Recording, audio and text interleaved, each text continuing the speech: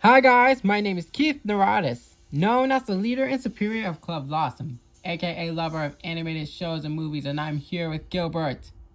Can I get an amen? What? And Lazy Bones. Long live the king. Okay, what's going on? So first things first, how are you doing this lovely Tuesday afternoon? I will say it is it's a mixed bag really. But I can try to share a bit of good news. Apparently, as of this time, I've heard that Cinemark might try to work its way around with showing some Netflix movies in their theaters. So that's a positive, and Netflix is considering putting some live streaming shows on their platform. Making some more revenue, and judging from what we're hearing about Netflix, they definitely need it. Yeah, I think that both things are good news because I guess that gives more options of what to watch in theaters because now I think right now I'm going to the movie theaters more often now than I ever have before. Like everything is Doctor Strange, and I like the movie, but come on. Yeah, Carson Runquist made a video on how Disney's kind of destroying movie theaters because if you look at all the other movies that are playing in theaters, like Everything Everywhere All at Once, or Ambulance, or The Northman, blah blah blah. Yeah, you'll see that they have way less show times than Doctor Strange, which has at least maybe at the very least twice as many as any other movie playing. Which it's just kind of unfair, and you can say that maybe the reason why that movie's doing way better than any other movie right now is because it's based on brand recognition, but you can also say that it's also because they're dominating the theaters right now to such an extent that no other movies can really be given a chance, which sucks for other studios.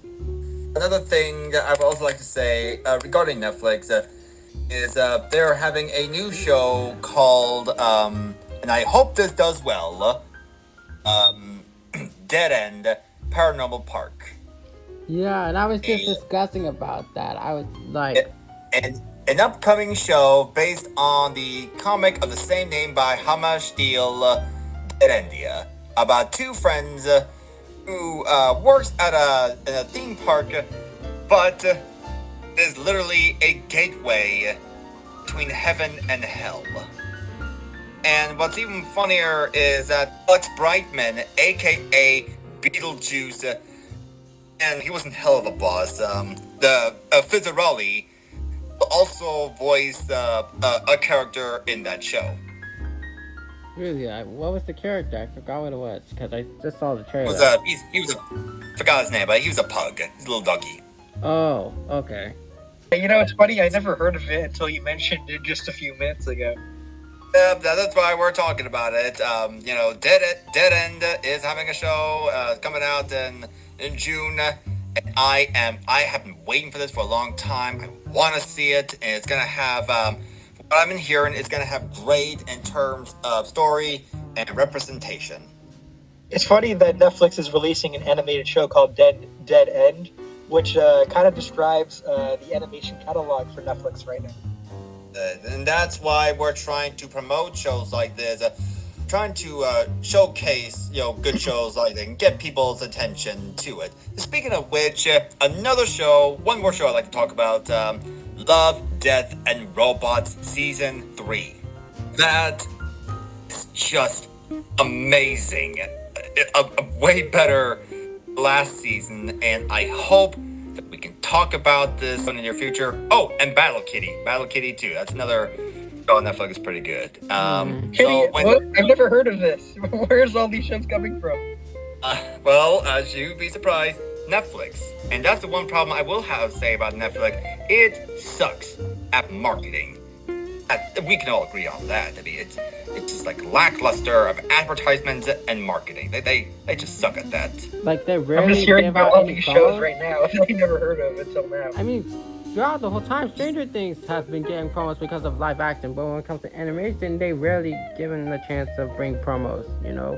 And that's It's really why tough. I want to bring these shows up. As much as we can criticize about Netflix, we can't just say, they definitely have some good animated content in there, and we need to pay more attention to it. As lovers of animated shows and movies, we need to pay more attention to it. So far, this week is going to get crazy.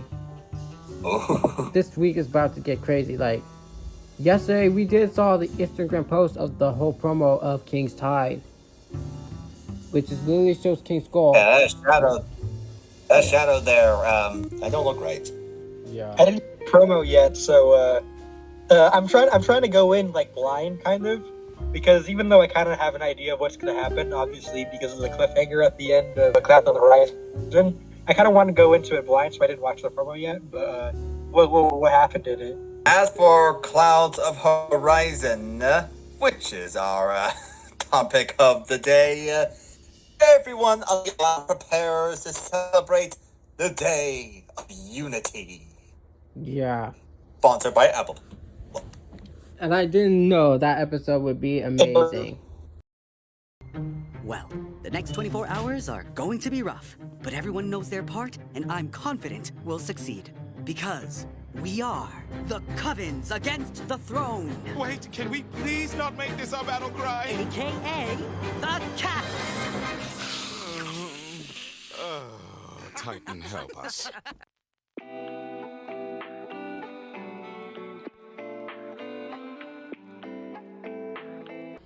As the Day of Unity approaches, the Collector starts to become a bit more skeptical and impatient about Emperor Belos' promise for their freedom. Meanwhile, Amity, Edric, and Amira gets caught by their mother Odalia, in which she thinks they're spying on her. While all this is happening, Luce and the rest of the Cats gang plan out their big move on preventing the draining spell to happen. That plan may involve with Ida sneaking in as Rain to use her curse to stop it. As Ida and the concerned Rain does their part of the plan, Luce and King gets dropped off to Gus, Hunter, and Willow to rescue Amity. After a little romantic reunion, the gang, besides King, tries to sneak into the Blight's Industries factory to find Alador, only to be caught by Kikimora and Odalia. But just when things get from bad to worse, it does, because Kikimora tells Luce that the Emperor is fully aware about what the Cats are plotting, as all eyes are all targeting Ida. Thankfully, Alador arrives in the nick of time to tell his wife about the Emperor's true intentions, only to find out that she actually knew about the draining spell beforehand. It didn't take long for a big fight to break out, which results in Alador wrecking the factory and Kikimora capturing Hunter and flies away. But just as when the gang prepares to save Hunter, plot twist! Gus revealed that Luce convinced him to do an illusion switcheroo on both Luce and Hunter, which means that while the real Hunter's with the gang, Kikimora actually captures Luce as she's being sent to Emperor Belos. This episode was certainly a lot to take in. A few things to say. Yeah, there's so much to talk about, especially the Lumini kiss. I just want to get this Lumini kiss out of the way, but wow. It was really shocking when Hootie and King kissed each other. I'm not gonna lie. I really didn't expect this in this show. In a future episode, I would expect this somewhere in the end, like a one-off thing. It was right there, right in the middle of the episode. I'm like, whoa, this happened. They actually did it. They actually kissed. This is apparently it's the first leading Disney characters to LGBT characters to kiss. Not a background characters, lead characters. Yes, and what's even magnificent about it is that usually the kiss happens when on series finales. Here, it literally happens while the show is still airing. Technically, second to last episode. And that's on season 2, while season 3 is the last. Yeah. It's they knew with the draining sport, Day of Unity means the end of the world. I mean, embrace every day as if they're last, right? Do is the one thing Oh that well, I've ever done before. oh well, I guess you never know what could happen. You might as well in the best way you could. And Amity just kissed her, and it's like, crikey, where the hell did that come from? No, that was Luce that said crikey, not Amity. I know she did. Why did she? Like, I know little to nothing about romantic, but is this how? This is all very mind blowing. Is all A moment in Disney history. Combine that with the fluid animation on that kiss I scene. can It's imagine. just so fluid. I can imagine the mouse is not happy right now. Probably don't care though, because it's just like their TV department. Though I don't think they pay attention to that kind of stuff. Well, apparently, from what I can tell, the viewership managed to beat SpongeBob for a bit. Yeah, Really? it really did. Yes, it but, did. Thank God it did. But Paws Patrol was ahead, so you win. You take the wins that you can. Who could have guessed? Y'all beat the sponge. And I bet the frog must have beat the sponge as well too. Oh, who knows? Who knows? But what we do know is Luce's new palisman. And it's not a bat, it's not a cat, it's not a rat, it's not a snake, it's a freaking egg. Well, Kind of at makes sense though. first, yeah, at first I didn't want it to be an egg, but then I realized, oh, his future is still Luce uncertain is for gonna Luce. Yeah, let the palisman decide for itself. Not surprised that palisman actually immediately still has a pronoun, even in an egg. The pronouns is they, them. I mean, that's kind of universal, like referring to a person and you don't know the identity of it. Of course, you say they, them. It's not necessarily. I'm not saying like if it's a case when it does hatch. I'm just saying like it's kind of a universal term. Like if you don't know this person, you just say they or them. Or if the person is unidentified, they say they, them. And please Just, forgive me when for I future say references. this. Can we also discuss about how much of a bitch Odalia is? How much of a monster she is. Yes. Now let's talk about how monstrously progressive she is, because when that is like one of the most bizarre scenes in that show when Amity said, "Don't talk to my girlfriend like that," and Adalia was like, "Girlfriend? Oh, that won't do. We'll find you a new girlfriend, someone who's not on wanted posters everywhere." Yeah. And I'm like, oh, she's a cold-hearted biatch. But hey, look at that. She's supportive. I mean, Aladar knows that Amity is lesbian. honestly I'm surprised. But then again, I did realize that Dana did say earlier that there's no such thing as homophobia on her show on the Bowling Owl. So, yeah, that pretty much makes sense. But still, I hate her. We can say that Sasha, Sasha is not homophobic. She just really hates Lumity. Yeah, but not anymore as the amphibian show progresses. But No, not anymore. Now Sasha is a coward. Because where You was mean? I think. Did you say Sasha or Basha? Oh, I'm sorry, Basha. Did I Because say, like I oh was my thinking God, like you're oh thinking. my, I was thinking Sasha. Oh my God, I'm so sorry. oh, When I said Sasha, I meant Basha. Basha. Yeah, because like Sasha Oh from Amphibian, my Basha. God. I feel so stupid. I Oh, it's actually fine, it's recorded fine. all that too. Sasha, Basha, it's made it to Oh my God. Just to make everyone understand, I meant to say Asha, the three-eyed girl, not Sasha, the blonde girl from Amphibia. Completely different show. How is that? I got the names mixed up. Sasha and Basha are secretly the same person. Hey, if there could be a hot pop on Earth, then who knows? Maybe Basha is Sasha in another universe. Basha, she's not homophobic. She's just a coward. Where was she during the fight in school, huh? We see her briefly, and she was nowhere to be found after that.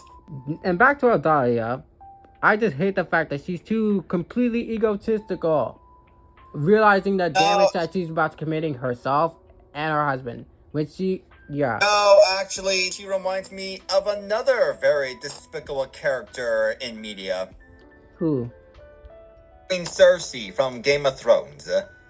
Not sure if you know much about Game of Thrones, but Cersei, she was this queen of the first king of the show, but then he died, and she started to become power hungry, manipulative, willing to do whatever it takes to keep the throne, and eventually put her family on there. Even if the White Walkers are near close to destroying everything, she doesn't care. As long as she gets the throne, who the hell cares?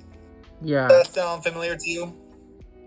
Oh yeah, but Odalia is just more likely 10 times worse. Because if the draining spell were to work, people in the Boiling Isles, only the ones with sigils, is literally going to die.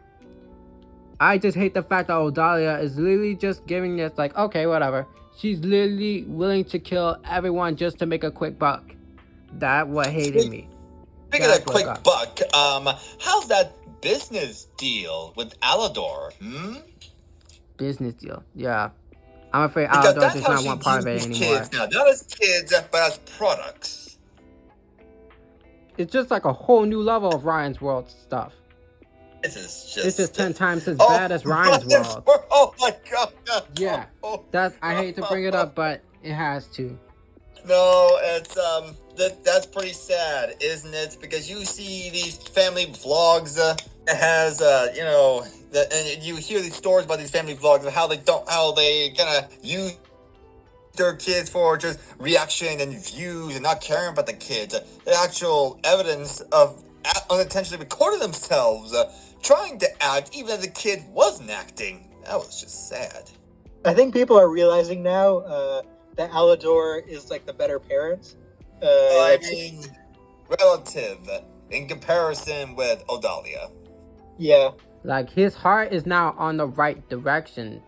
For now, I mean, there are some people that are still skeptical for Alador, but for now, I can just say that his heart is now somewhat on the right direction. And first, we have to talk about that cliffhanger.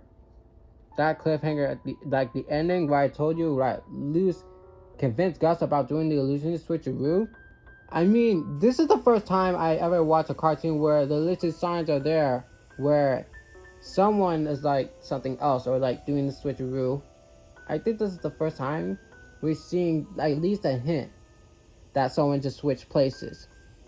I gotta say, in hindsight, I guess I should have seen this coming. I made a post with Hunter blowing a raspberry at Kikimora, and I was like, even facing death, he just had to tease Kikimora one last time. And someone told me, that's Luz though. I said, which in hindsight explains a lot. Yeah, even Luz. I should have also figured that out.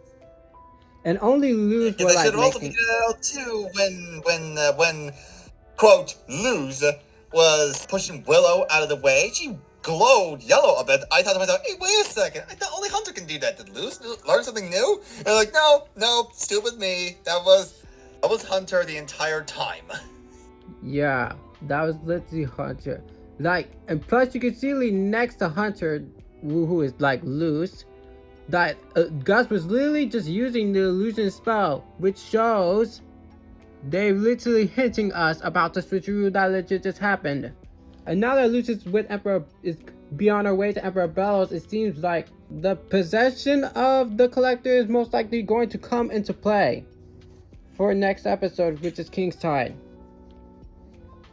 I'm a bit concerned there because, from what we've seen in the show, the Collector, he's basically a god.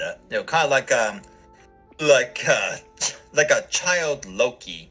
And if there's one thing we've learned in any stories and lores, never anger a god. And that's exactly what Emperor Bellows is doing. He's angering a god. He's angering them.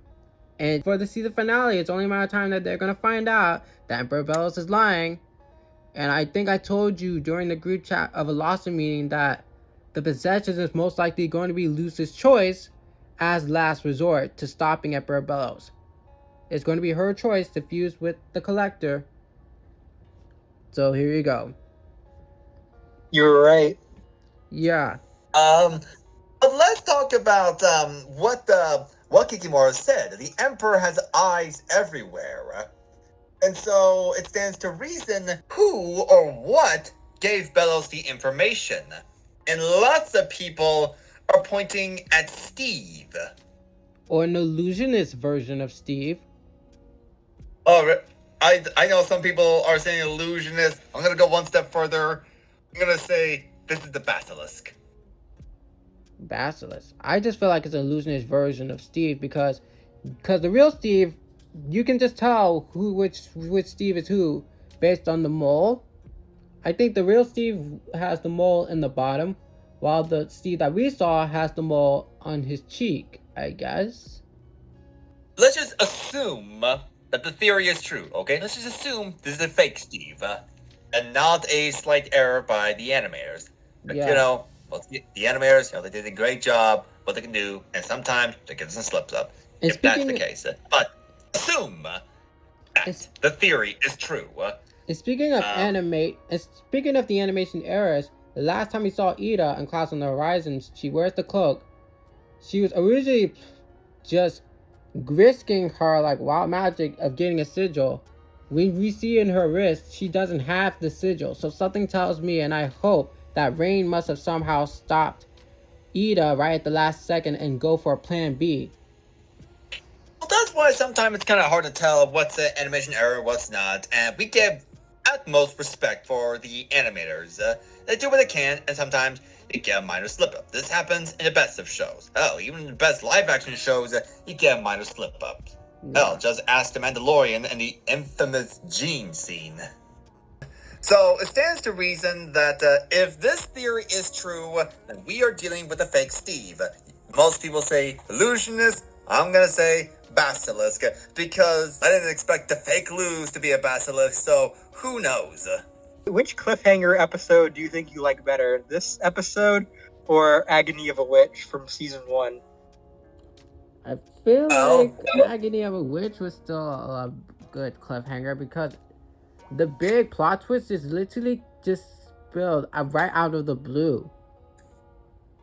And especially coming from the one that accidentally just fesses up the truth, came right out of the blue and immediately just became a villain overnight.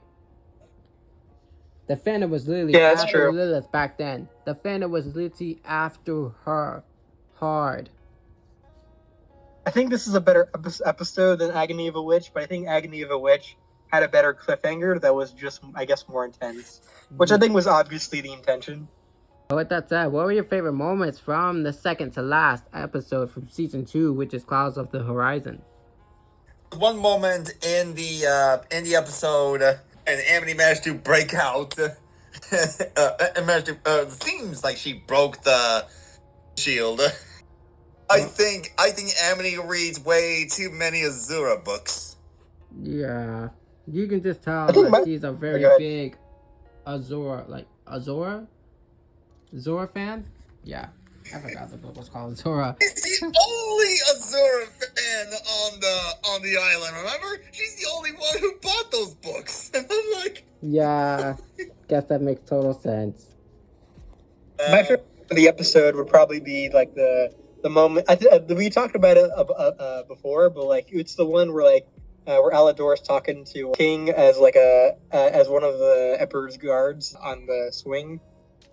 Well, King said he can't really relate to any of Alador's struggles as a father because King didn't really ever get to know his father.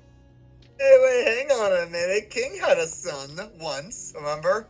And he was taking care of that slug thing, and he keeps feeding him treats, and then it turned to a monster and tried to eat him. Oh yeah. I forgot. Right. Does that count as a son though? It feels more like a pet though. Well, I guess I kind of had 3 favorite moments. One is obviously the Lumini kiss, and I guess 2 is most likely the reunion of Luz and his friends. Like, we haven't seen Luz and his friends for like a while since Follies at the Coven Day Parade, but they're like, oh my god, we almost forgot about that. Just hear Hunter, like he was so concerned of how Gus and Willow would look at him differently if he told the truth.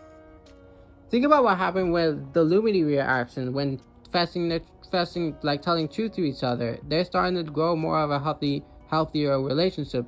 Hopefully, it'll be the same way with friendships on this Hunter show. is not exactly a guy who's surrounded by people who cares about him, was he?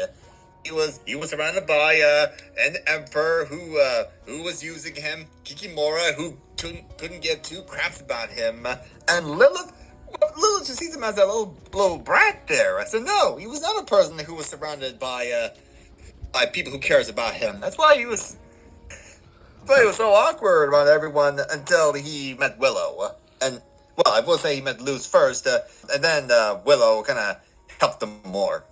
These last few episodes of season 2 are starting to remind me of like the last few episodes of season 3A of Avatar. I think I'd like to have a prediction of how Bellows is going to die in this season, assuming he will die. Huh? In the show. Okay. Somehow, Luz or maybe Ida will try to take away his magic, and Bellows will turn to dust. Like disintegrate to dust. I think Bellows is going to turn back into Peter Whittebean and go back to writing those English novels he was writing before.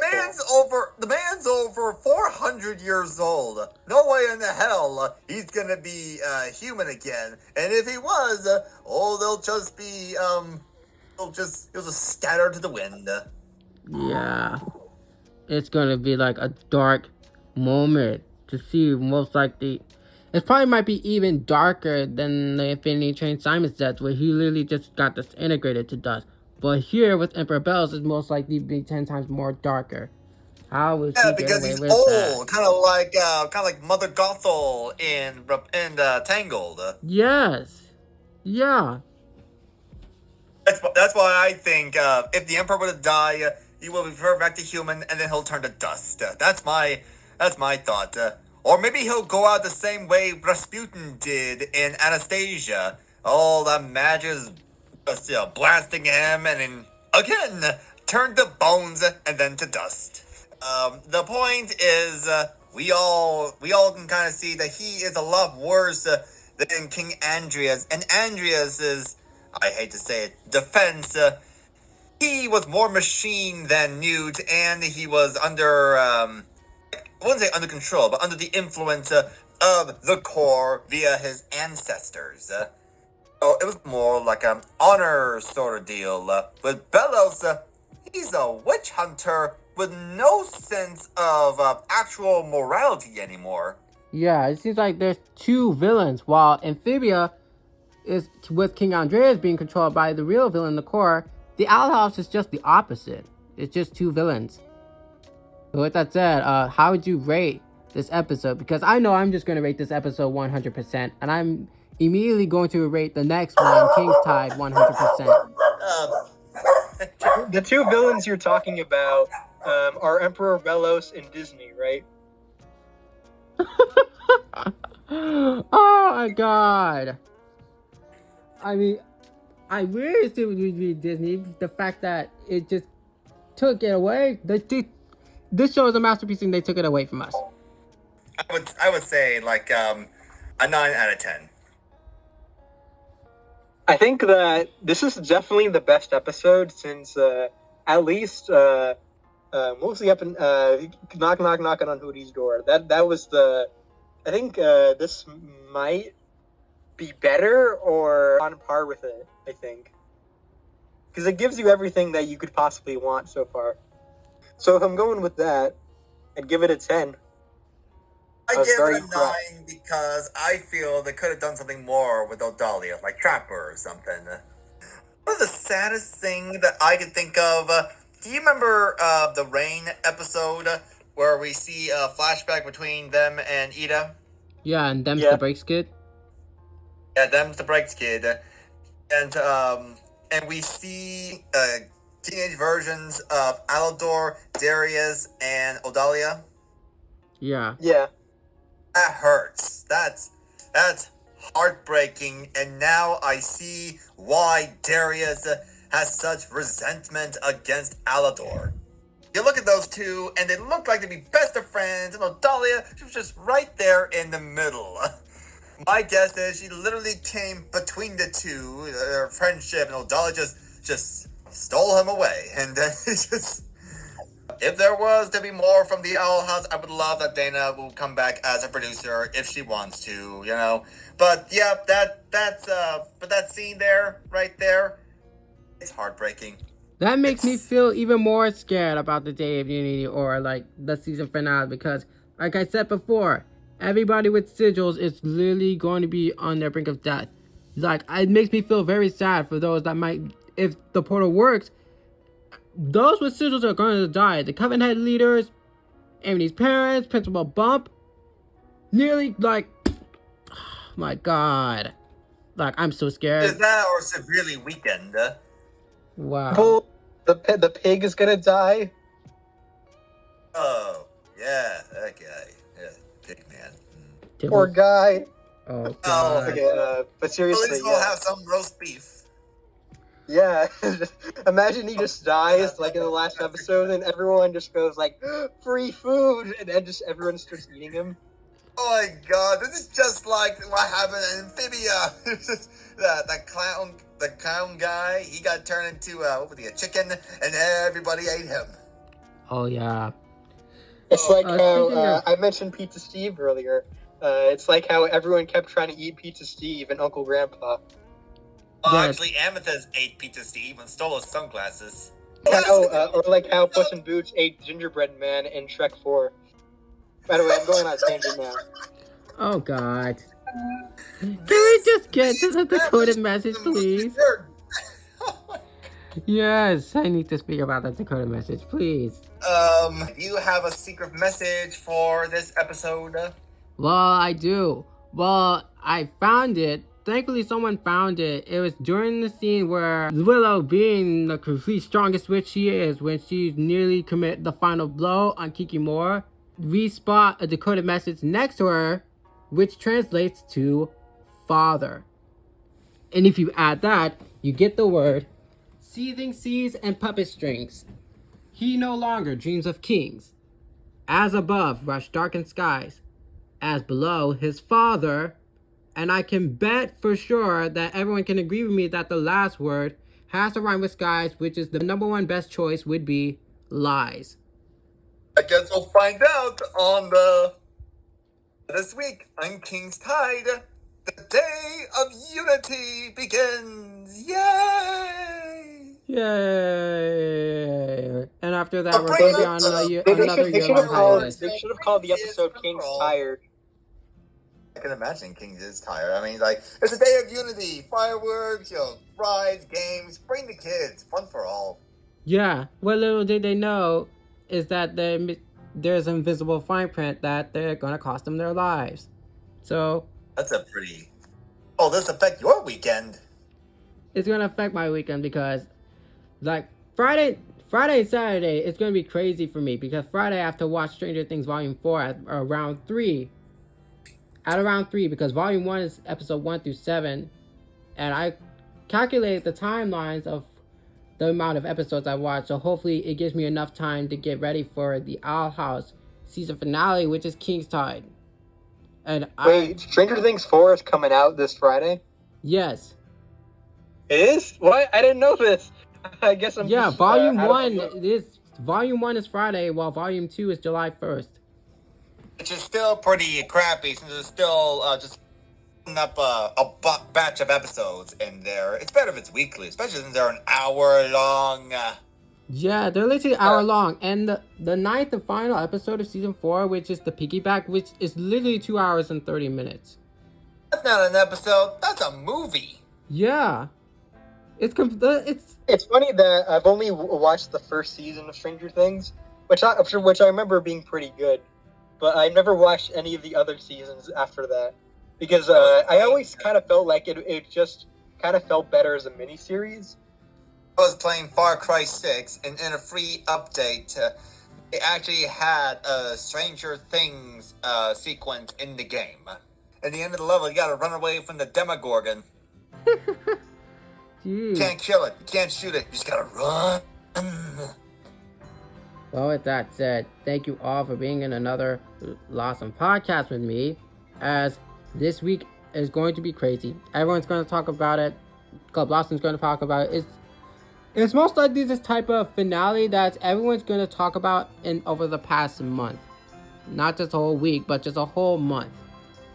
I bet this will be greatly talked about, because this is just this is maddening. I have not felt this on the edge of my seat since Gravity Falls, and now we're entering the weird Mageddon phase in the next season, which unfortunately is 3 specials, 3-hour-long specials. And I just hope that Dana and her crew manage to pull up to the best of their abilities. Yeah, me too. They should have called the last season Loose and the Deathly Hollows. Or maybe the Owl House Infinity War, while season 3 is the Owl House Endgame. Well, with that said, make sure to drop likes and subscribe.